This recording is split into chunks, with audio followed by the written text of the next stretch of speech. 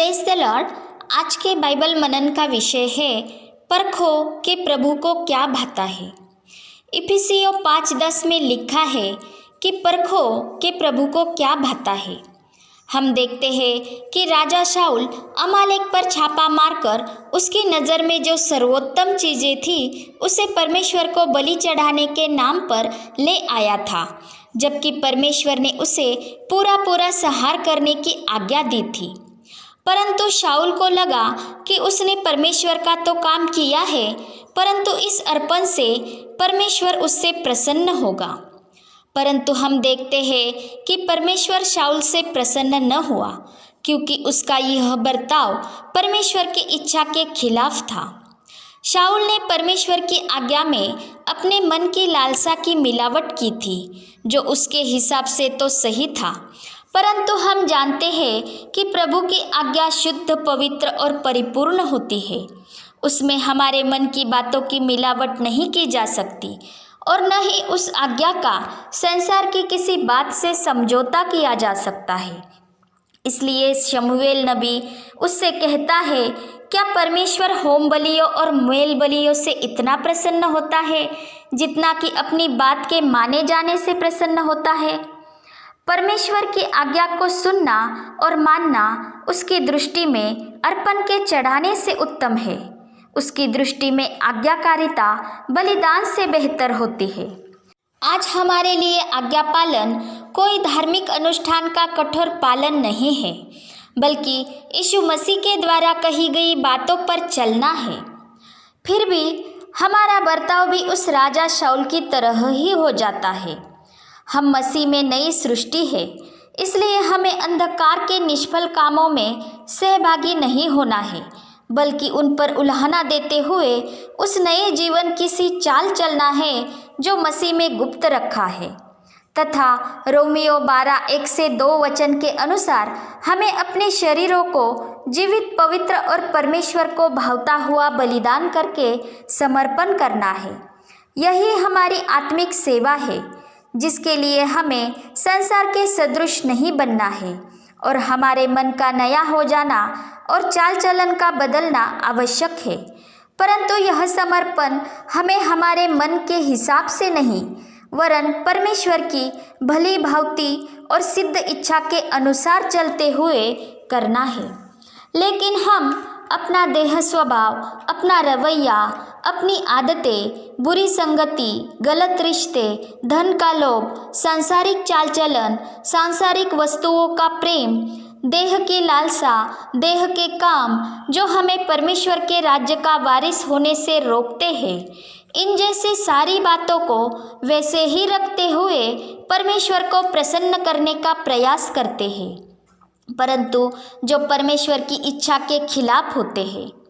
उसकी बातों में मनुष्य की रीतियों को मिलाना भी परमेश्वर का वचन टाल देना ही होता है, परंतु हम जानते हैं कि उसके वचन अटल है। जब मनुष्य के मन में कहीं न कहीं आँखों की लालसा, देह की अभिलाषा और संसार की बढ़ाई छिपी हुई होती है, तब वे प्रभु की बातों को गंभीरता से नहीं लेते या फिर उसमें अपने मन की या संसार की बातों की मिलावट करके चलते हैं।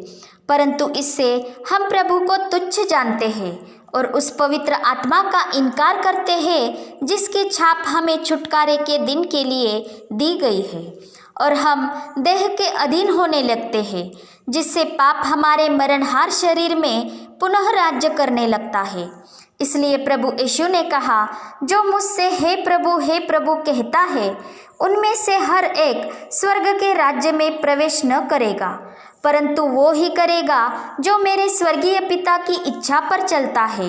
और मत्ती 7:22-23 के अनुसार जो प्रभु की इच्छा पर नहीं चलते, वे भले ही प्रभु के नाम से बड़े बड़े अचंभे के काम करें, तो भी वे प्रभु यीशु की दृष्टि में अनाचार करने वाले ही ठहरेंगे।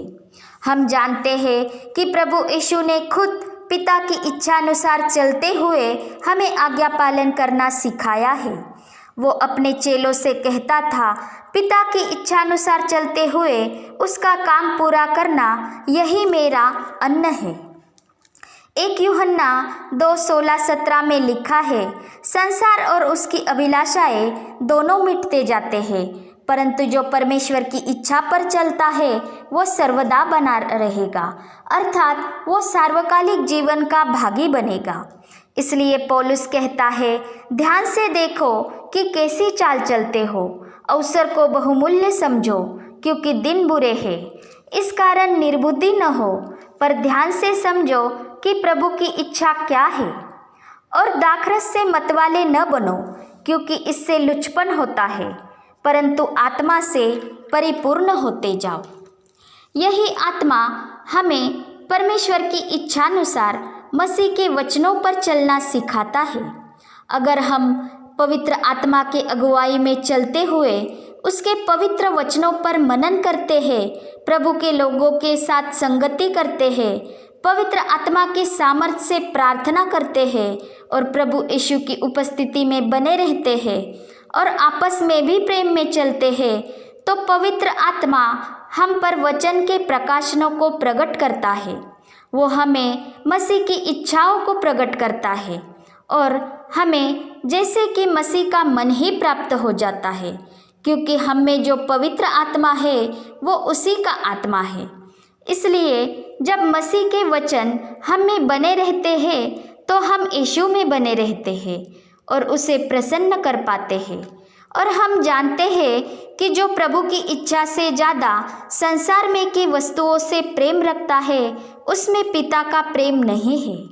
इसीलिए इफिसियों की पत्री में पौलुस कहता है, परखते रहो कि प्रभु को क्या भाता है। पिता परमेश्वर का प्रेम, प्रभु यीशु मसीह का अनुग्रह और पवित्र आत्मा की सहभागिता हम सभी पर बनी रहे। आमीन।